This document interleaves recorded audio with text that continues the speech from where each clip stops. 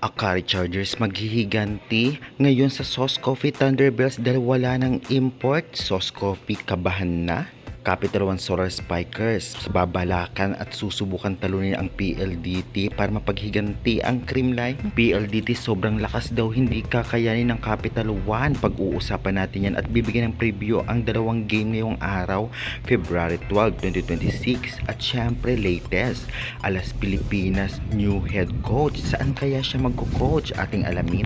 At mga players o talagang sariling atin na players na naging import sa ibang bansa, sino-sino sila at saang bansa, lahat natin pag-uusapan this video. Kaya before that guys, please naman huwag niyong kalimutan mag-like, comment, and subscribe and pa-hit notification bell for more PBL UAAP valuable updates dito sa Pilipinas. Maraming salamat sa support, and guys please naman kung gusto niyo ng ating mga product na binibenta dyan sa baba, syempre click nyo na lamang, mura na at maganda ng items. Syempre kung gusto nyo yung ibang items, pili lamang kayo dyan. Salamat sa tulong. Well, una nating pag-uusapan ang magiging laban ng PLDT versus Capital One Solar Spikers ngayong araw. Well, ang laban nila ay magaganap 4 PM sa PhilAll Ecoil Center. Mapapanood sa One Sports Plus, Pilipinas Live at Signal application. Grabing labanan to dahil alam naman natin napakalakas ngayon ng PLDT. At syempre, ang Capital One ay may laban din kahit papano. Mapaghiganti kaya nila ang pagkatalo ng Creamline dahil sobrang lakas ng PLDT ngayon. Dapat nilang pinaghandaan ito. Ganun pa man masasabi natin na malakas ngayon ang Capital One kumpara ng mga nakaraang conference sa All Filipino dahil nadagdag na si Adorador sa Capital One na medyo may ambag sa team, at syempre si Gaston at Nunag ay talagang lalong nagpagana sa team na ito.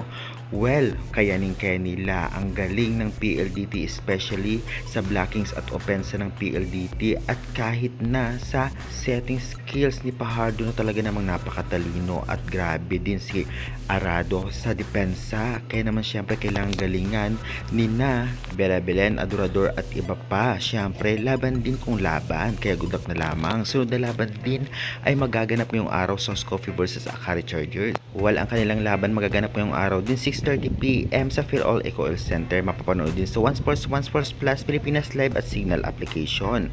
Magandang laban din ito, lalong-lalo pa makapaghiganti kaya ang Akari Chargers dahil natalo sila ng mga nakaraang conference kontra sa Sauce Coffee. Well, makikita natin yan dahil kung ating titignan, parang medyo humina ngayon ang Sauce Coffee. Well, bago pa lang kasi ang laban at hindi pa umiinit, malay natin bumalik ang kanilang lakas. Medyo talagang ito ngang si Miner nang nawala ay medyo humina nga ngayon ang Sauce Coffee. Bakit kaya? Well, malalaman natin yan kung kakayanin din ulit kaya ng Akari ang Sauce Coffee o di naman kaya mahirapan ang Sauce Coffee sa Akari ngayon. Lalong-lalo pa nagbabalik na ang ibang players sa Akari at may ibang mga recruit din ito. Kaya guys, sa tingin nyo anong team mananalo, pa comment nga dyan sa baba. Samantalang other valuable updates tayo. Ito nga pala ang mga naging import ngayong 2026 na sariling atin. Si Sachi Minowa o Jaji Santiago sa Japan, Alaysa Solomon sa Japan, itong si Del Palomata sa Indonesia, Brian Baguna sa Japan, Mark Espejo sa Taiwan, Leo Arengo sa Japan, at itong ngang si Owari Tamar sa Cambodia. Congratulations and good luck.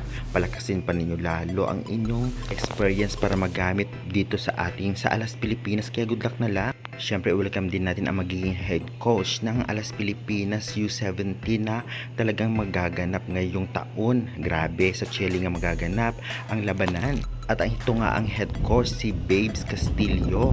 Good luck na lamang. Sana galingan mo para lalong gumaling ang mga players ng Alas Pilipinas U17.